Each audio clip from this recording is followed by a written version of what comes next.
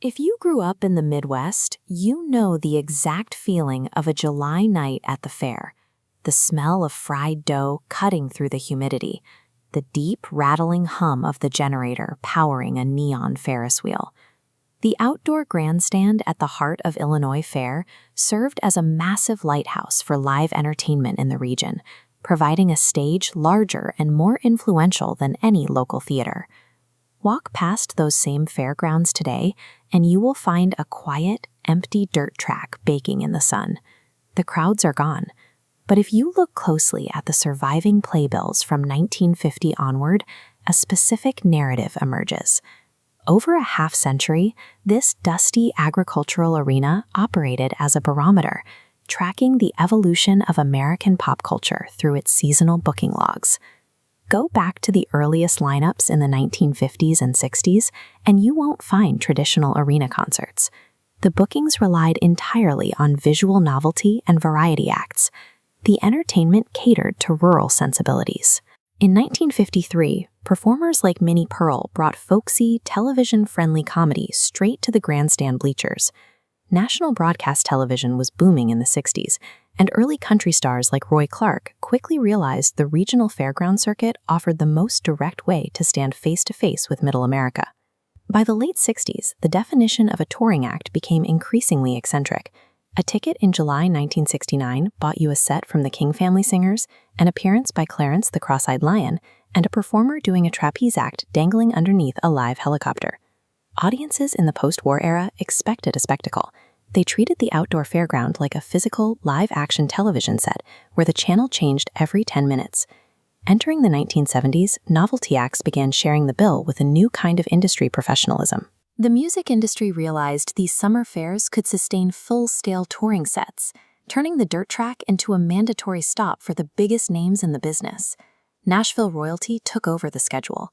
Acts like Kenny Rogers drew unprecedented, stadium-sized crowds, filling the humid air with multi-platinum hits. When artists like Loretta Lynn took the stage, the fair served as a cultural bridge.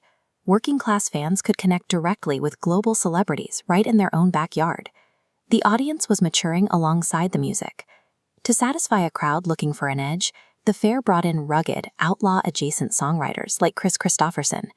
Through the entire decade, Peoria proved that an agricultural dirt track could host superstar power while keeping its community roots intact. Then the 1980s hit, and the booking logic shifted again. And the explosive rise of MTV rewrote the rules of live summer entertainment. Mainstream rock and pop acts pulled their tour buses up to the Midway.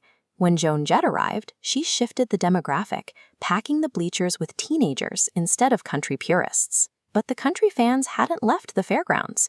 On alternate nights, megastars like George Strait would step to the microphone, packing the exact same venue with an entirely different fan base. This dual identity created peak fair culture.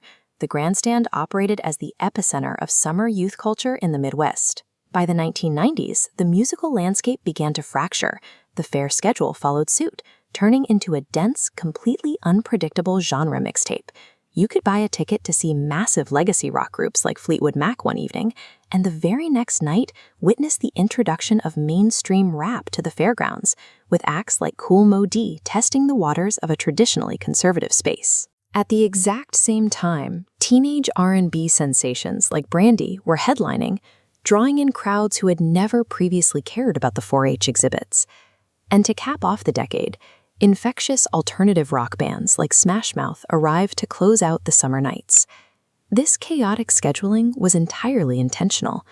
It mapped the reality of an American monoculture rapidly splintering into distinct, highly dedicated subcultures. As the 2000s wore on, the economics of live music changed. The internet age gave rise to sprawling corporate megafestivals, and those events began pulling A-list talent out of the regional fair circuit.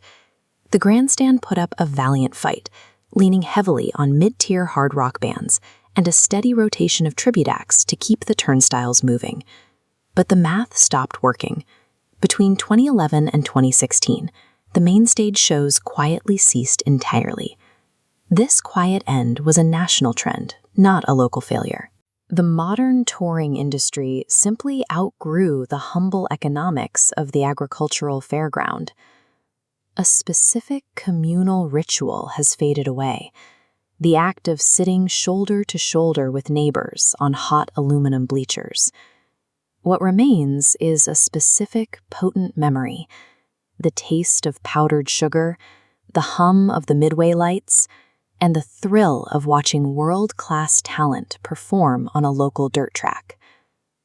The stands are dark now, but for over 50 years, they captured the American summer,